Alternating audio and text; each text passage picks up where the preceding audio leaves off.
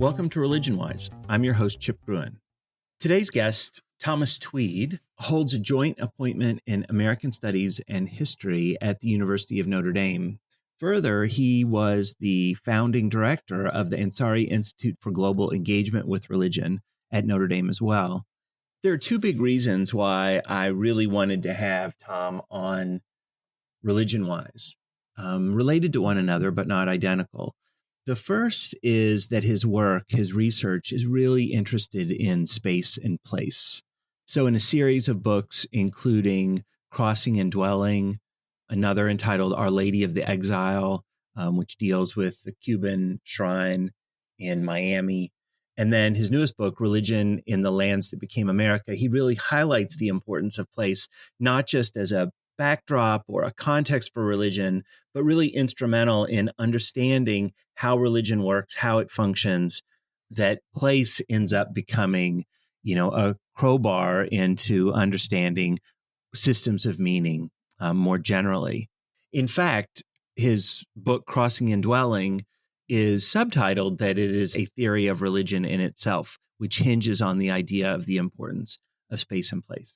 The other reason that I was really interested in having him on was that he was the American Academy of Religion, which is the flagship guild, if you will, or professional organization for scholars who study religion. He was the president of that organization a number of years ago, and I had the pleasure of hearing his keynote address at the annual meetings of the AAR.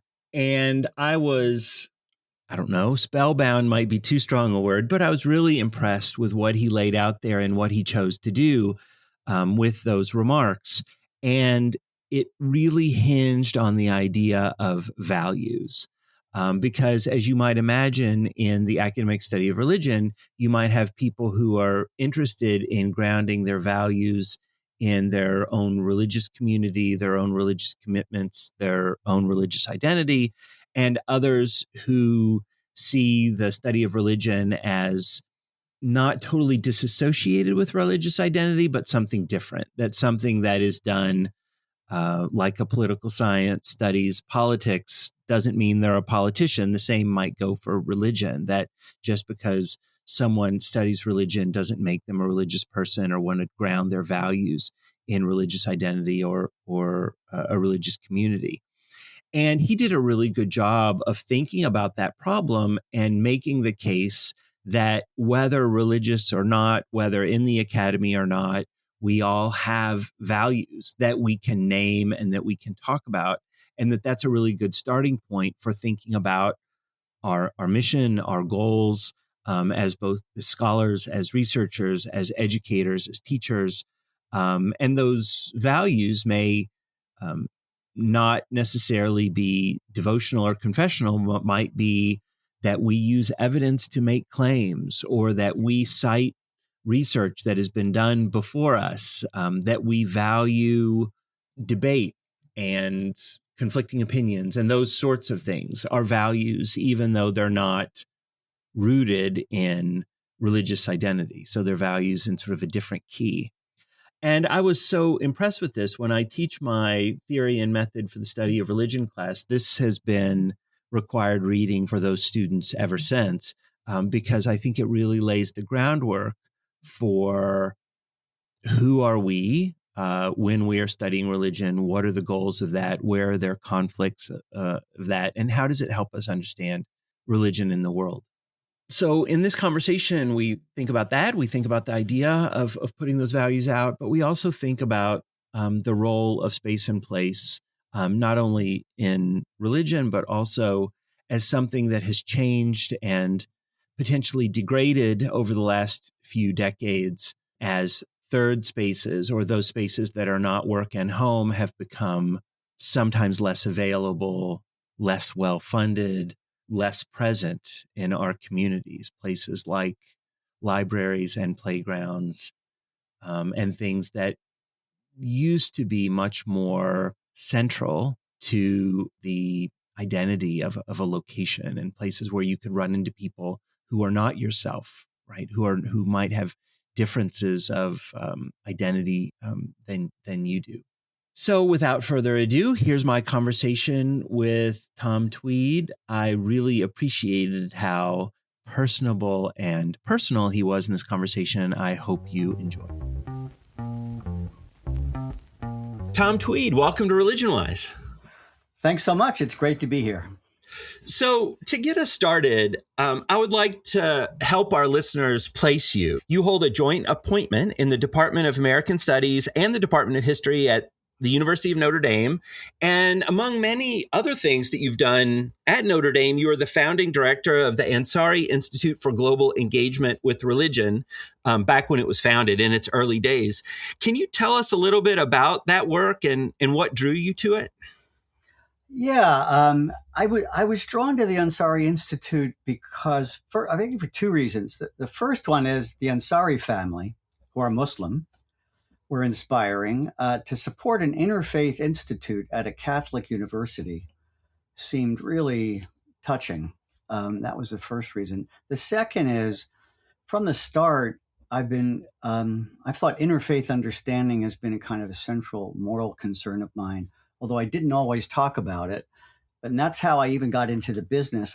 This might be too long a story to start with, but I was teaching world religions in 1980 to high school students.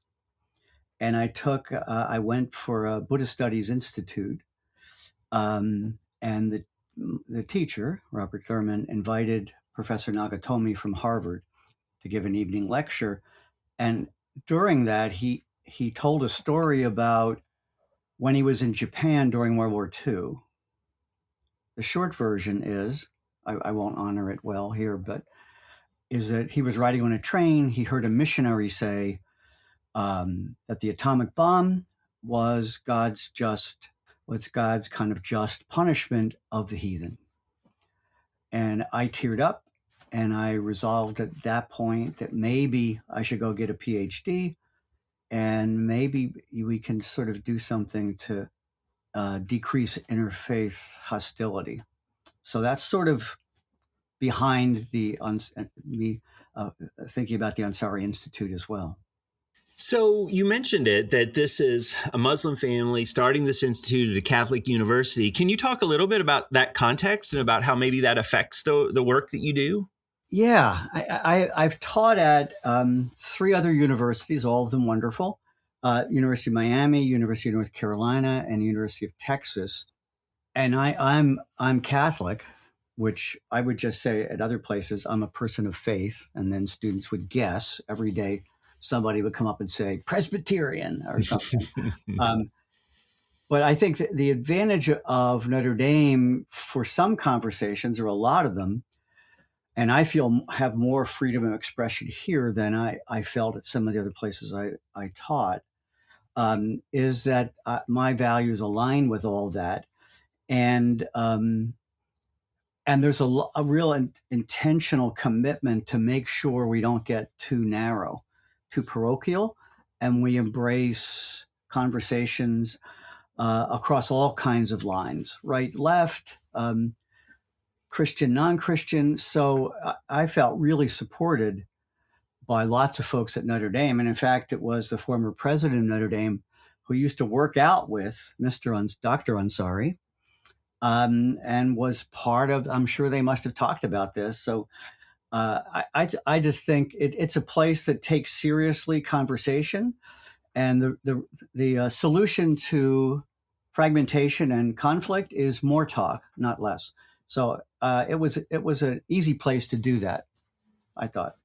Well, it's hard to imagine in our context right now that you could give higher praise to an institution. So that's great. So I want to turn to the idea that really will be at the center of our conversation, which is place. So when I was thinking and brainstorming of ideas for Religion Wise episodes, as we'll talk, I mean, this has become part of the public conversation about place, or in a lot of cases, the absence of place.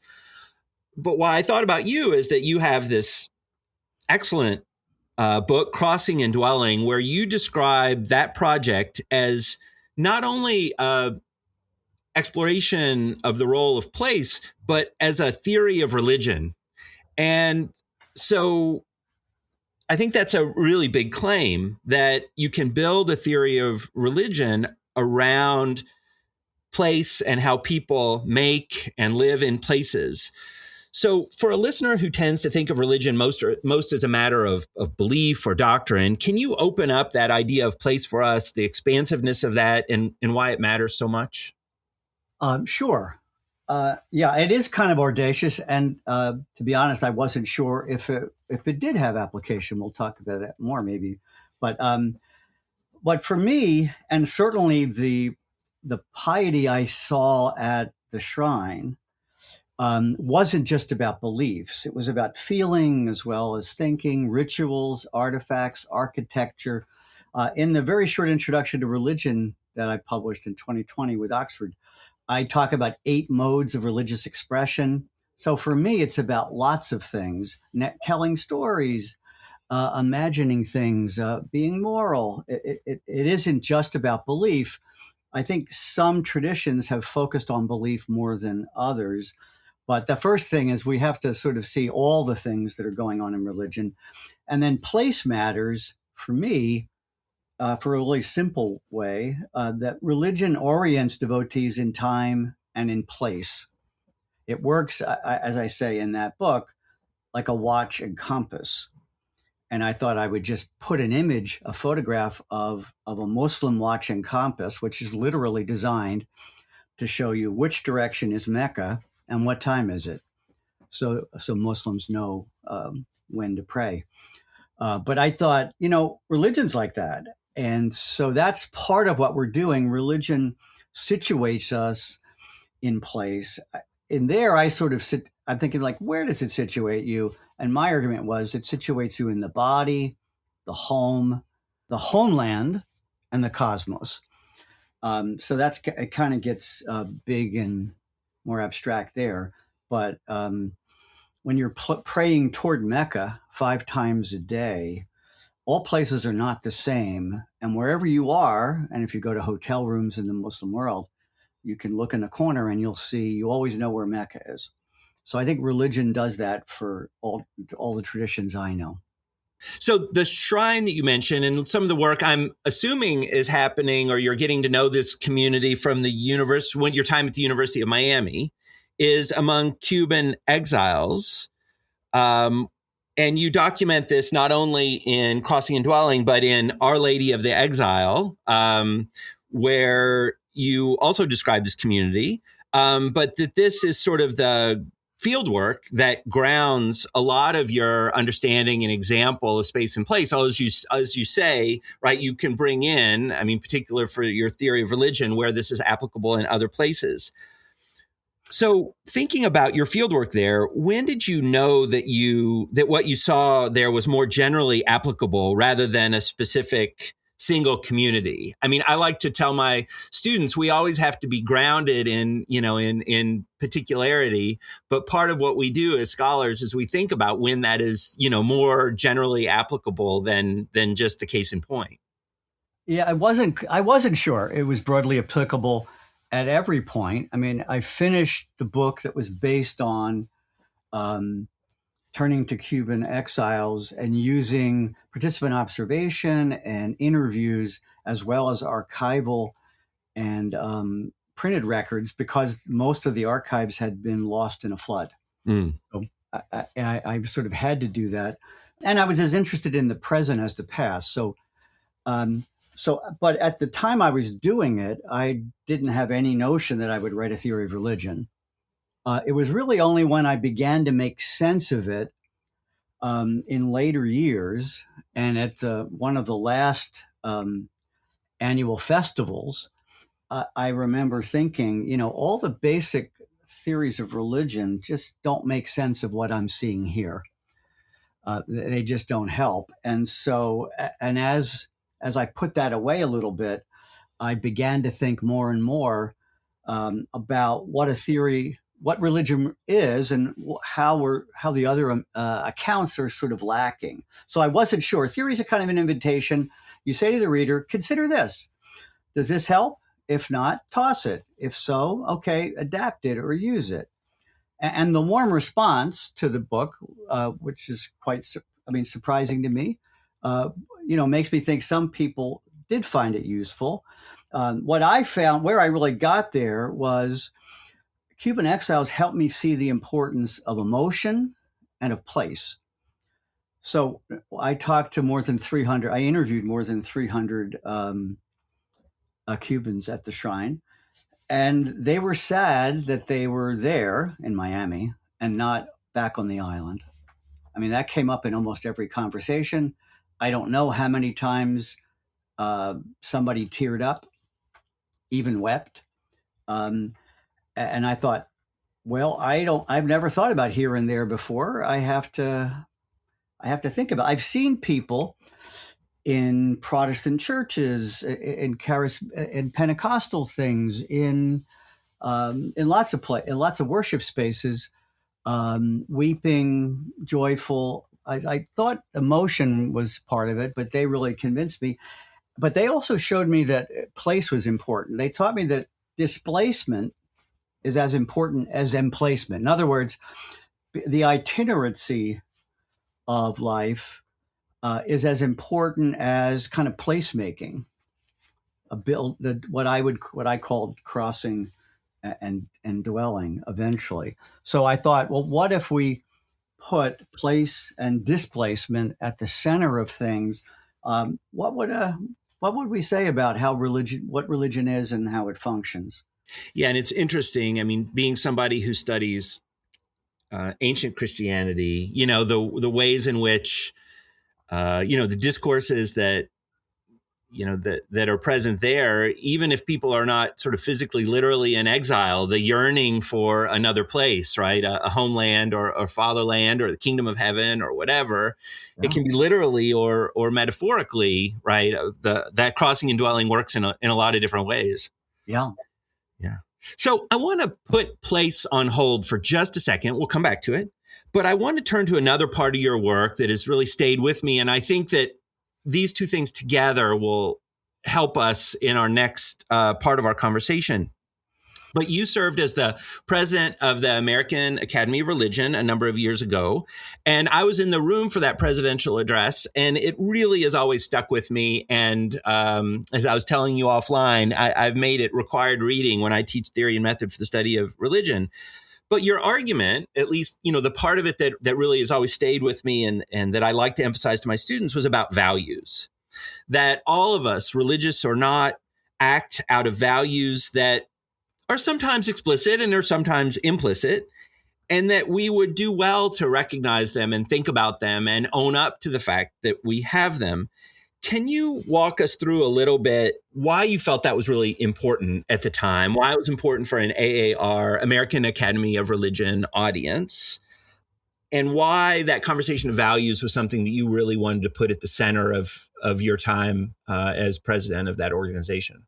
Sure. There's two kinds of presidential addresses for learned societies, I think. One is just do stuff about your own work.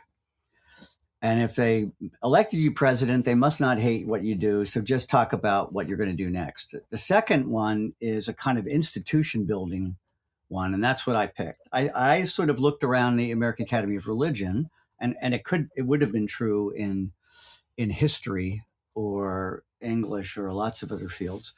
And I saw a lot of fragmentation. I saw it in the academy. I saw it on campus, and I saw it beyond campus. And the problem wasn't conflict. I'm comfortable with conflict. But there isn't really conflict because no one's actually talking to one another. There's no sense of what we agree about and don't agree about. So I began my first board meeting, and I just said, let's focus on that. And I asked the staff of the AAR and members to sort of talk about, what do you value? What's ultimately most important to you? And it was really kind of warmly accepted, which I didn't know how it would be. I began with a plea. I'm going to make mistakes, intentional and not intentional. Please forgive me. And one of the members of the board began with, you mean even if you meant to do it? And which was good. And I said, yeah.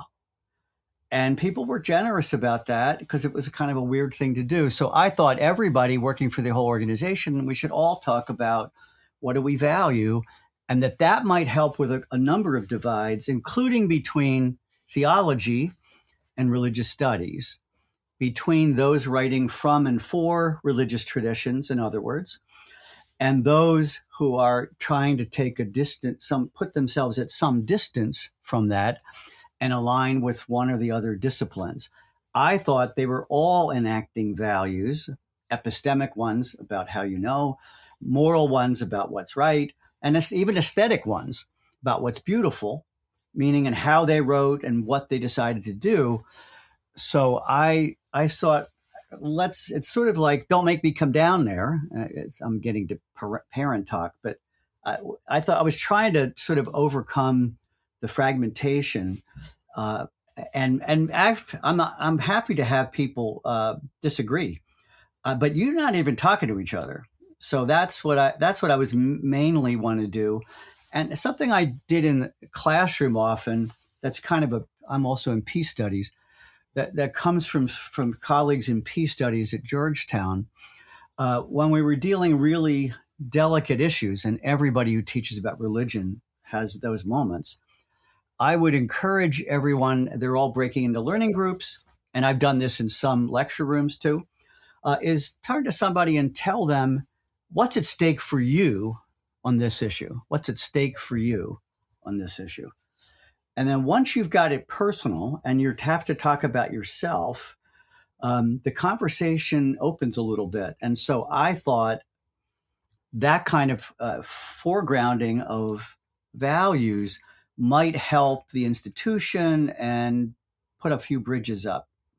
Just to push on something you said, I mean, and this is a little inside baseball, but hopefully our listeners will forgive me for it. But you mentioned the difference between those theological conversations and those conversations that see themselves as more at a distance. I mean, what's sometimes referred to as the dispassionate third party perspective on understanding religion as a force in the world.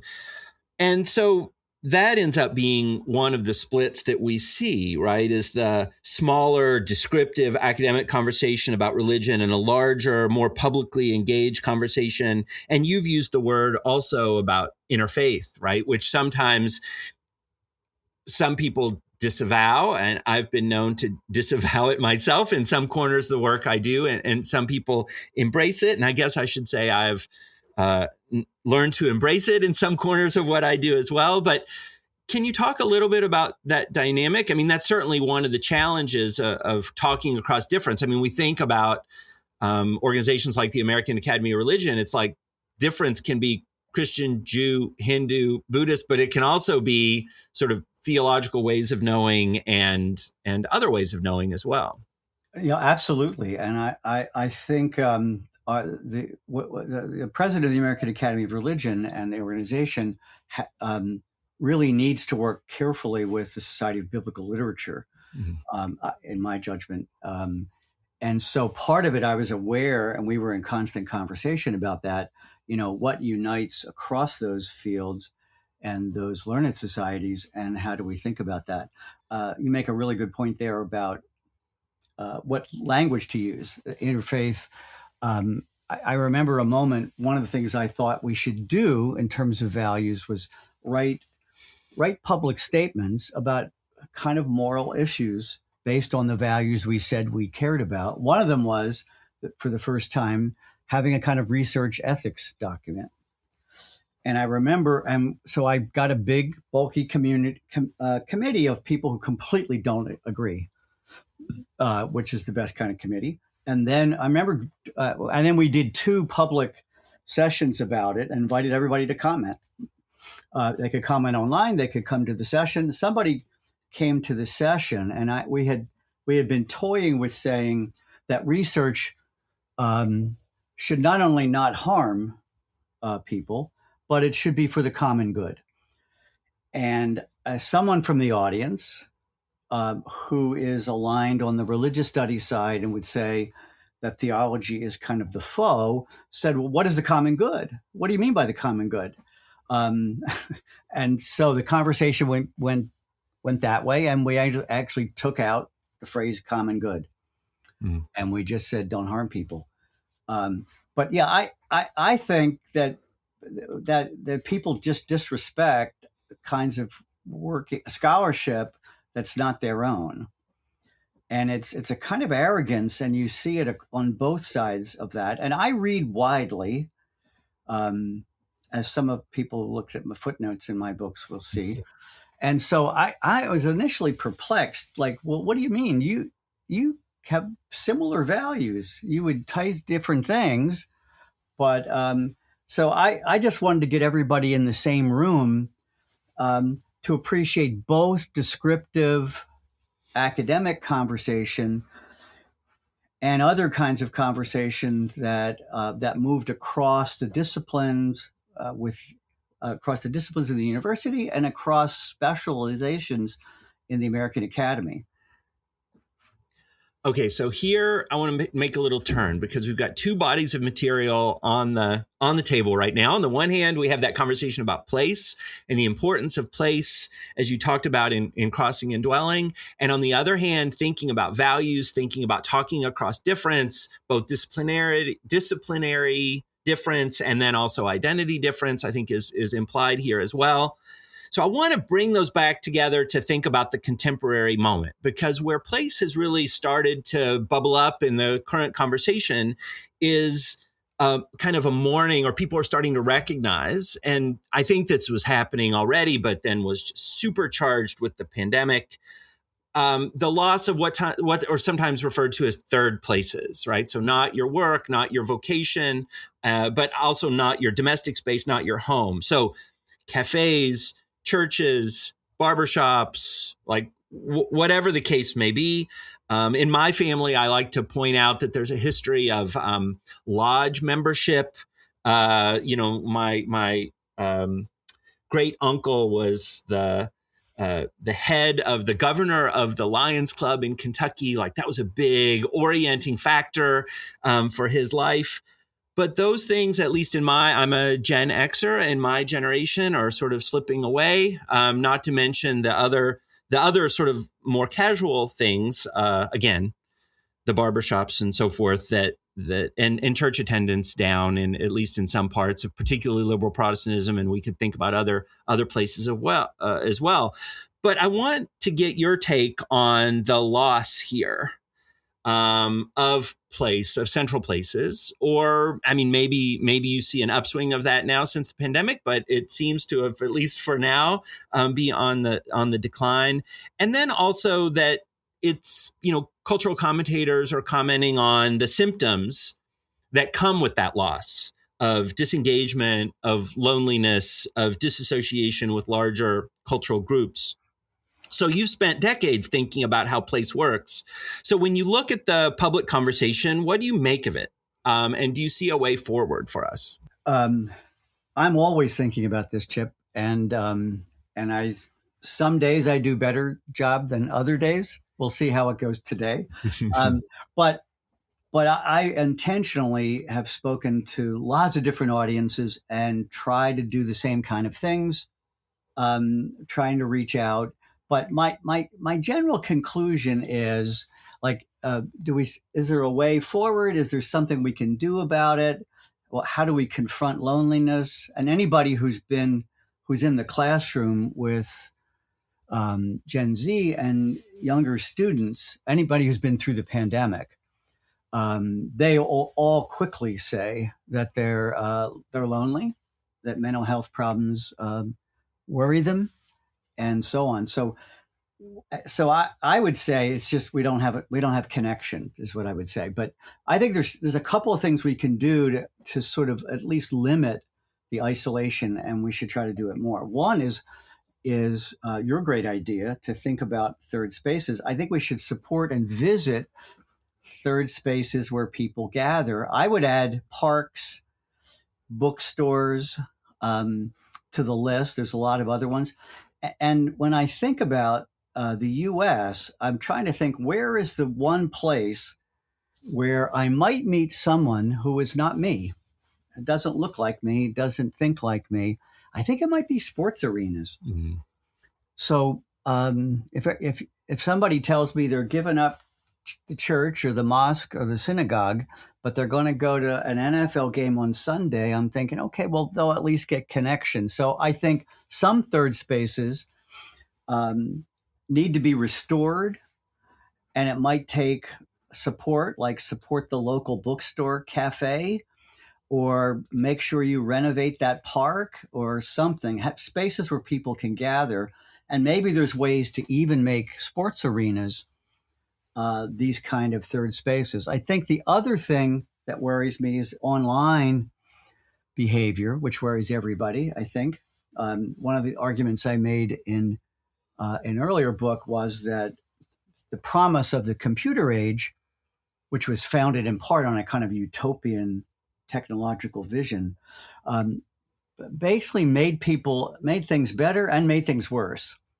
And so I think part of what's happened in the last decade or more is the fragmentation that's coming. And I think what we can do to combat that, and this is an idea, look in search of a programmer, but encourage ways to create a democratic media commons, like an online platform where we can meet without fear, coercion, and I would add without advertising if possible, and discuss the issues of the day. I said this at maybe it was during the pandemic. It might have even been during the pandemic, and it was a session about religion and media. And one fine scholar of Sikhism and India said, actually, we're working on that. And I thought, whoa, but he was telling me and us that there's some efforts to try to find another kind of online platform where you wouldn't feel coerced. The algorithms are not going to propel you into some space or block you from another one. I think we just need something like that. There isn't a common, as in Boston Commons or something, or Independence Square downtown in Philadelphia. There isn't. We just don't have common spaces, and we need them online and offline. Including, we need to find ways where we can find some place to be together and think through things. I don't know what that is. And I think the other one, these are all things that I do, I worry about and push personally. The other thing I do, which might sound silly and too personal, but I think you can just try to make one meaningful interpersonal connection every day.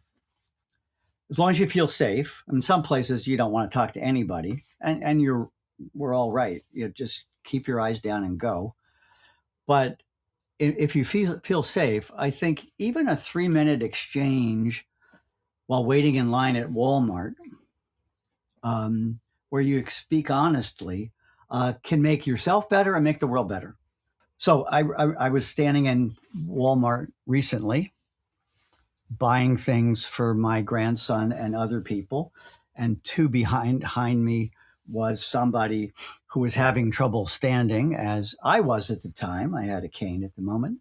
And I just said something to him, and he asked me what's hurting me, and I asked him what's hurting him. My wife has meanwhile paid for everything, and she's out like, what is wrong with him? And she said, what were you doing? And my thought was, I was making a connection. So I think it was a very short exchange, but I think that if you can take the risk to actually reach out to people, and you have to say true things about yourself. Yeah, I gave up on that. I'm trying this other med. Yeah, I tried that. And it might be nothing at all, but I think a life well led has interpersonal connections, and we might want to try to do that regularly. So I want to connect that back for a minute, back to crossing and dwelling, right? Because that took place in a particular community. And so one might think in response, about this communicating across difference, that, well, in a religious community, and I want to talk about some of the things that happened in the pandemic in a second about religious communities. But in a religious community, there's a certain amount that is shared in common, right? That you sort of self-select religious ideas, although those aren't uniform, certainly shared rituals, but you're crossing other kinds of difference, right? Age difference, people outside your own family or your own group. And I wonder, even if we're thinking about the park, right? The chances are that if you're at the park, if you're at the playground of the park, you're among other people who have young children, right? Or if you're at the barbershop, very often those are divided ethnically around different types of hair. Or if you're at the sports stadium, as you mentioned, there's a particular allegiance around a particular team, or at least the sport in question. Can we talk a little bit about similarity and difference here, right? Because something that is totally foreign, right, is very hard to get your hands on. So even your person that you talked to at Walmart, like you had something in common physically with them, right, that allowed for that bridge building. What is the relationship between those two things, right? Between similarity and difference. And when we think about the decline in some kinds of social and community organizations, we're thinking about dissolving the bonds of something that was once similar. I don't know. I hope that makes sense, right? That there's something complicated, I think, going on there.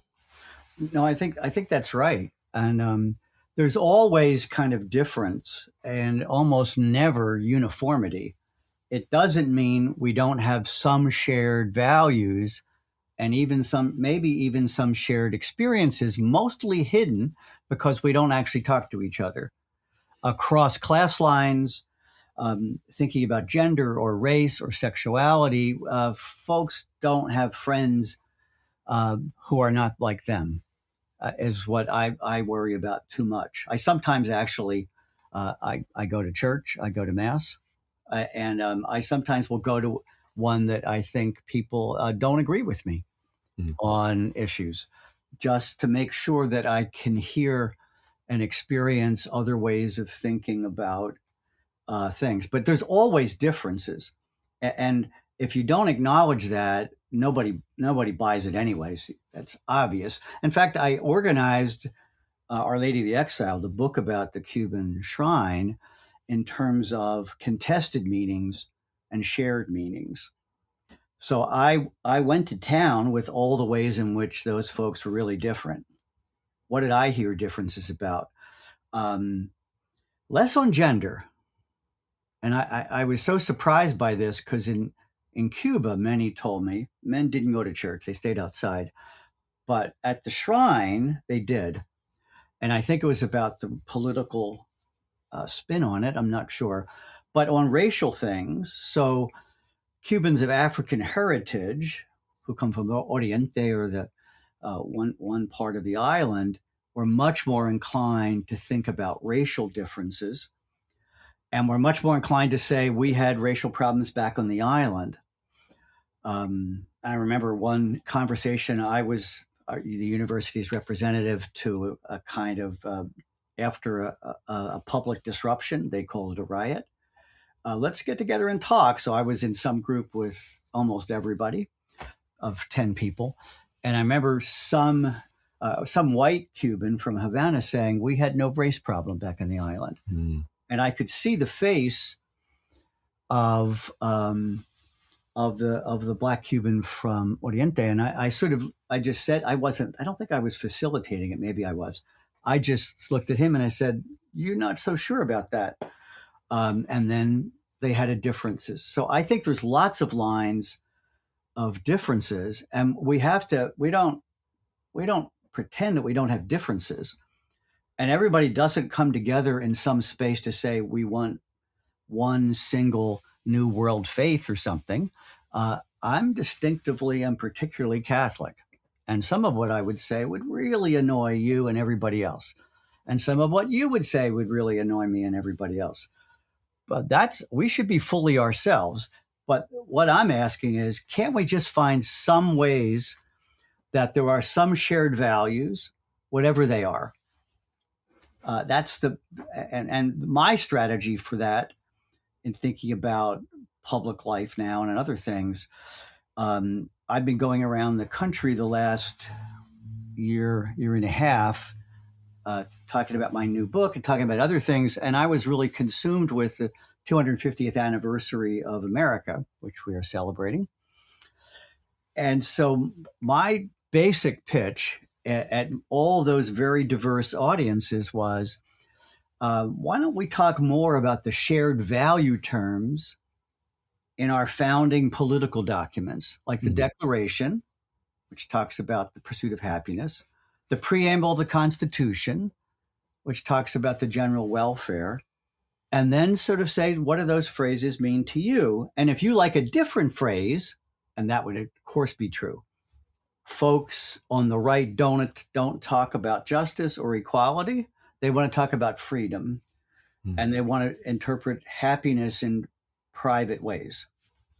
And the other folks want to sort of talk about the common good and other kinds of things. So that's all fine with me, but we surely share those value terms as Americans. So that's been my pitch lately. So it isn't to say, my goal is not to have people silenced in a mystical joy that we're all the same. My aim was let's just clarify where we agree and where we don't. And maybe some of the agreement can be the basis for thinking about everything from what you're going to do tomorrow to public policy. So I want to come back to your most recent book, Religion in the Lands That Became America. But before we do that, I want to sort of hit one more place where the idea of space and values sort of intersected. So in my adult life, just to editorialize for a minute, there have been two things, I think, well, a lot more than two, but at least two things that have really surprised me. One was when the Yankee organization in New York City tore down old Yankee Stadium, right? Famously, the house that Ruth built.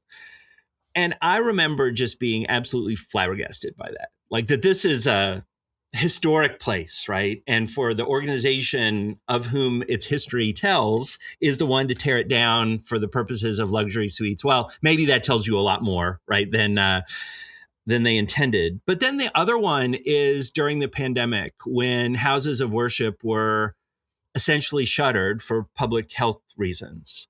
Knowing a little bit about the history of our country and the founding values of that, ideas, not even about religion, but about rights of assembly, just absolutely shocked, right? But we had two sets of conflicting values here that I think that we're only starting to understand how those conflicted with one another, right? And how they seem totally natural to different people. The ideas of public health and safety and common concern on the one hand, and the idea of freedom and religious liberty on the other. I wonder, since this is, I think, the place where space and values have collided most recently, most directly, I wonder how you thought about that and maybe how you thought about it at the time and how you've come to understand it over the last 5 years or so. Yeah, those are great examples. The stadium one and the pandemic one. I think both are examples of conflicting values, mostly unexpressed conflicting values, meaning not discussed and agreed upon.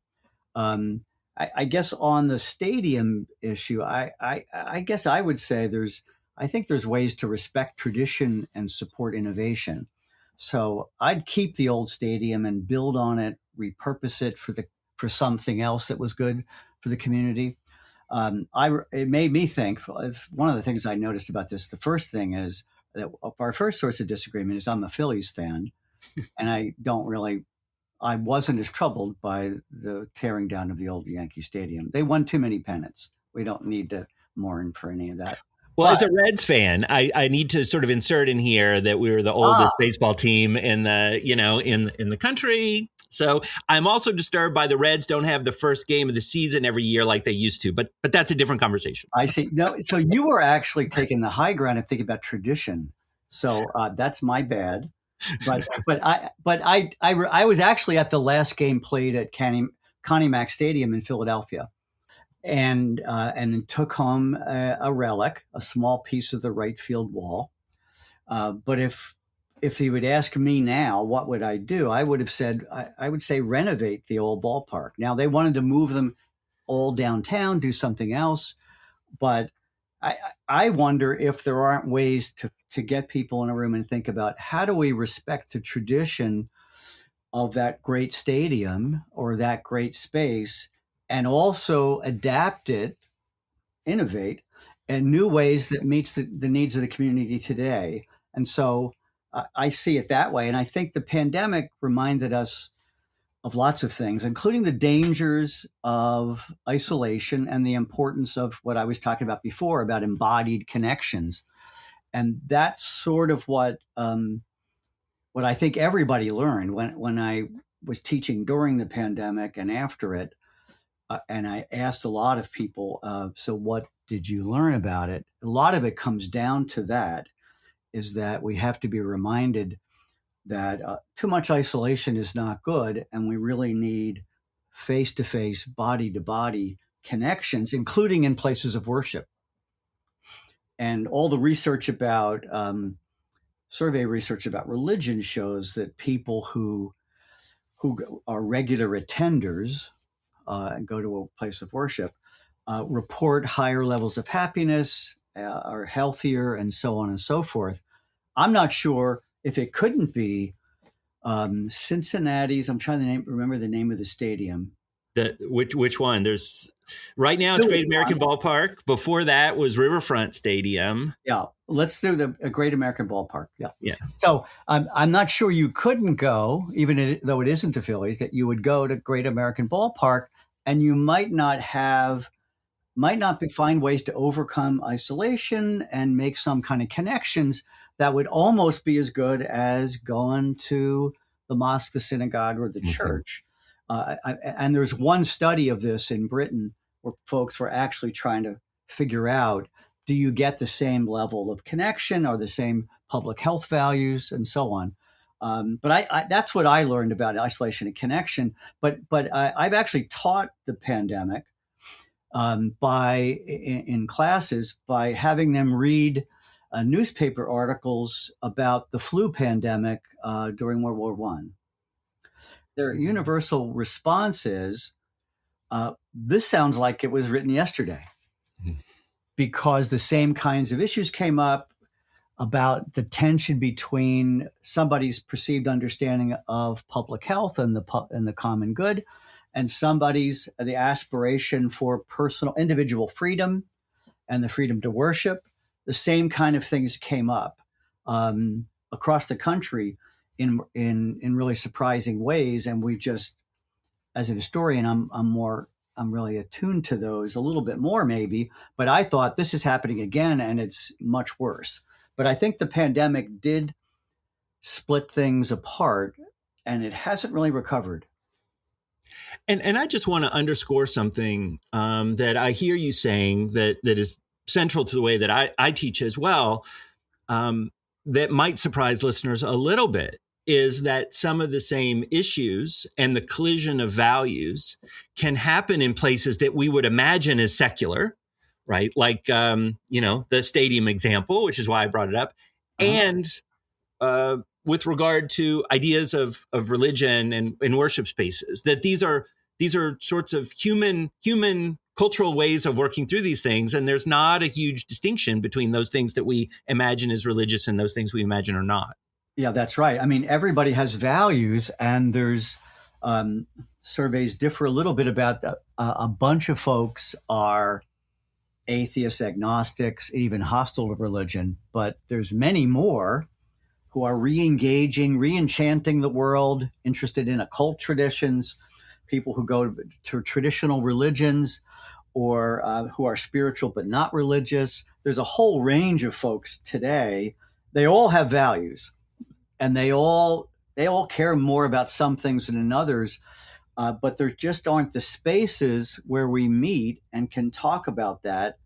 There were some spaces. People didn't talk in the 50s at the peak of what most people think of as a kind of consensus culture, where those who disagreed were either brought before Congress or they just kept to themselves as much as they could. But I think so. There's not always a place where people can talk honestly, but I feel like we've lost the ability to talk back and forth. And I think we can't be afraid of conflict as long as it doesn't turn violent.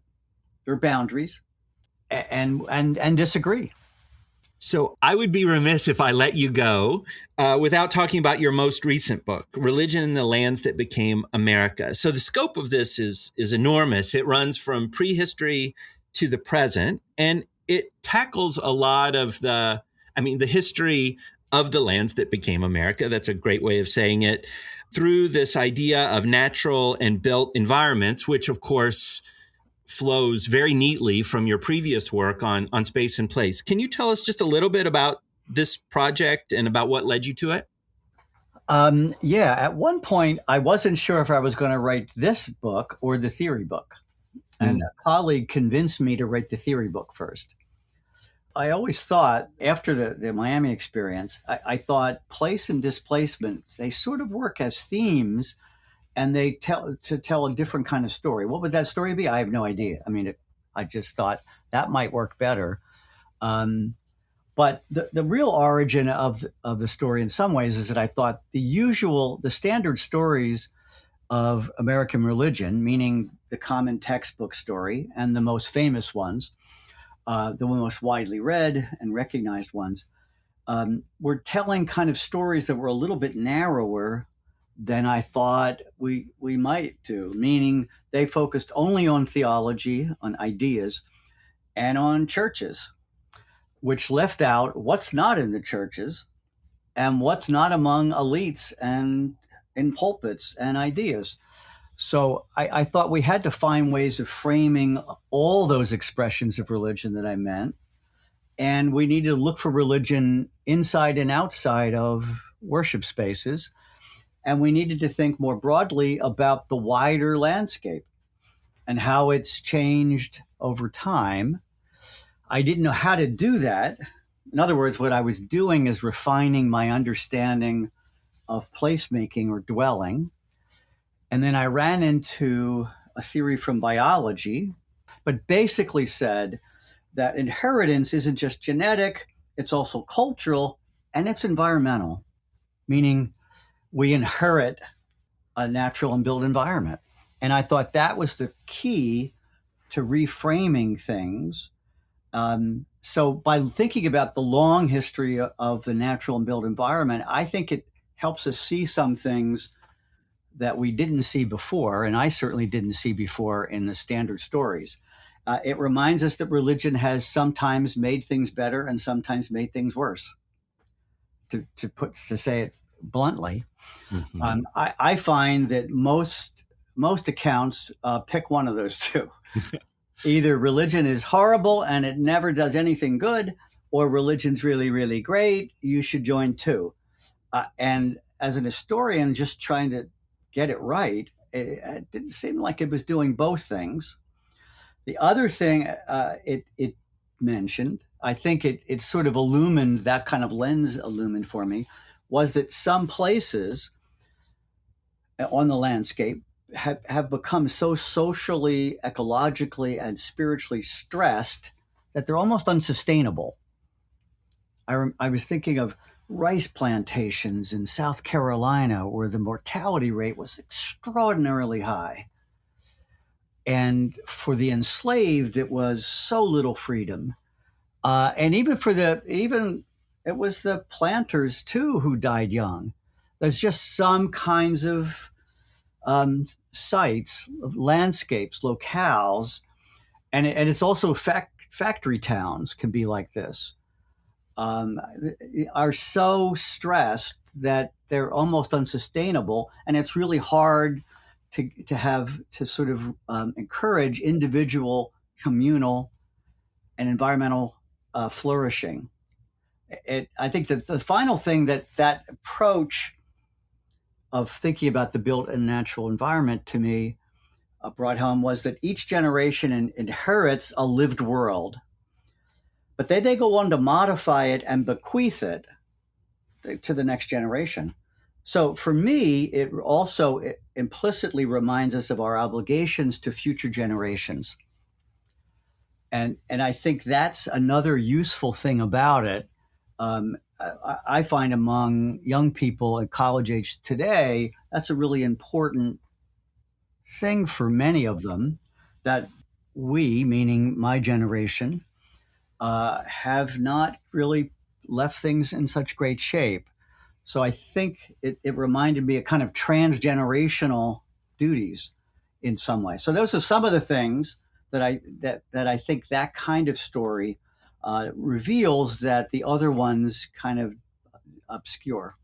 So I want to be mindful and respectful of your time. This has been a great conversation. I really appreciate you joining us here. But I always like to finish with the question, what am I leaving out? What am I not asking Tom Tweed that I should? What is the thing that is really important, either about your work or the current state of affairs or the way forward, that we should all really be thinking about? Well, I can't think of anything. This has been spectacular. Great questions, really helpful conversation. My instinct would be to turn it back on you and you to tell me some things. And then the listeners would be sort of befuddled by the end about whose podcast is this? So I won't do that. But I think I've said all that I need to say, and way too much. Somebody else can step in. Because after all, I mean, each of us, being just us, should just say what we can see from where we stand, and that's what I've tried to do. Well, thank you very much for your time. Once again, I just want to express my gratitude not only for your time today, but for your work. It has influenced every generation of, or I should say, every classroom full of students I've had, both directly and indirectly. So, Tom Tweed, thank you so much for coming on. Thanks for inviting me. This has been Religion Wise, a podcast produced by the Institute for Religious and Cultural Understanding of Muhlenberg College. Religion Wise is produced and directed by Christine Flicker. For more information about additional programming, or to make an inquiry about a speaking engagement, please visit our website at religionandculture.com. There, you'll find our contact information, links to other programming, and have the opportunity to support the work of the Institute. Please subscribe to Religion Wise wherever you get your podcasts. We look forward to seeing you next time.